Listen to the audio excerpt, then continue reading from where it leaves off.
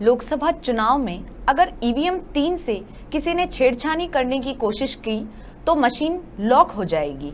आइए जानते हैं इसके बारे में।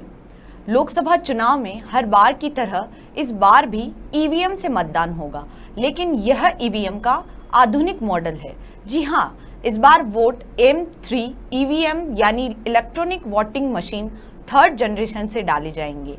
नए जमाने की यह चुनाव मशीन छेड़छाड़ की हर गुंजाइश को खत्म कर देगी। नेक्स्ट जनरेशन मार्क 3 ईवीएम की विशेषता यह है कि इसके चिप को सिर्फ एक बार प्रोग्राम किया जा सकता है।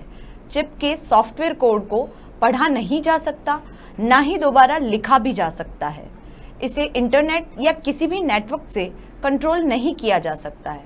यदि कोई छेड़छाड़ करेगा या स्क्रू भी खोलने की कोशिश करेगा तो मशीन निष्क्रिय हो जाएगी। इसमें रियल टाइम क्लॉक और डायनेमिक कोडिंग जैसी विशेषताएं हैं। इसकी हैकिंग या रीप्रोग्रामिंग नहीं हो सकती है। मशीन को भारत इलेक्ट्रॉनिक्स लिमिटेड बेंगलुरु और electronics corporation of India limited Hyderabad में तैयार किया है। तो आगे बात करते हैं ईवीएम के वर्ष 1977 से 2024 तक पहुंचने के सफ़र के बारे में। ईवीएम बनाने का विचार सबसे पहले 1977 में आया था। नवंबर 1988 में इसका उपयोग किया गया था। ईवीएम मार्क 1 का निर्माण 1989 से 2006 तक हुआ था। दूसरी पीढ़ी के ईवीएम मार्क 2 का निर्माण 2006 से 2012 तक हुआ। अब 2024 की ईवीएम मार्क 3 मशीन भारतीय लोकतंत्र के लिए मील का पत्थर साबित होगी। प्रत्याशियों की संख्या बढ़ने पर भी नहीं होगी परेशानी। 24 बैलेट यूनिट और 384 प्रत्याशियों की जानकारी होगी। पहले सिर्फ 4 बैलेट यूनिट और 64 प्रत्याशियों की जानकारी ही रखी जा सकती थी। दूसरा, प्रत्याशियों की संख्या बढ़ने पर अब परेशानी नहीं होगी। पूर्व में 64 से ज़्यादा उम्मीदवार होने की स्थिति में बैलेट पेपर इस्तेमाल होने का प्रावधान था।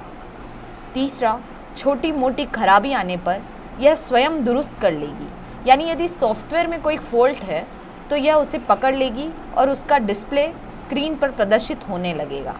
चौथा, टेम्पर डिटेक्ट। M3 ईवीएम का यह फीचर है। यदि इससे कोई छेड़छाड़ करता है तो यह काम करना बंद कर देगी। कंट्रोल यूनिट और बैलेट यूनिट का आपस में संवाद। इस मशीन के कंट्रोल यूनिट और बैलेट यूनिट आपस में संवाद करने में सक्षम है।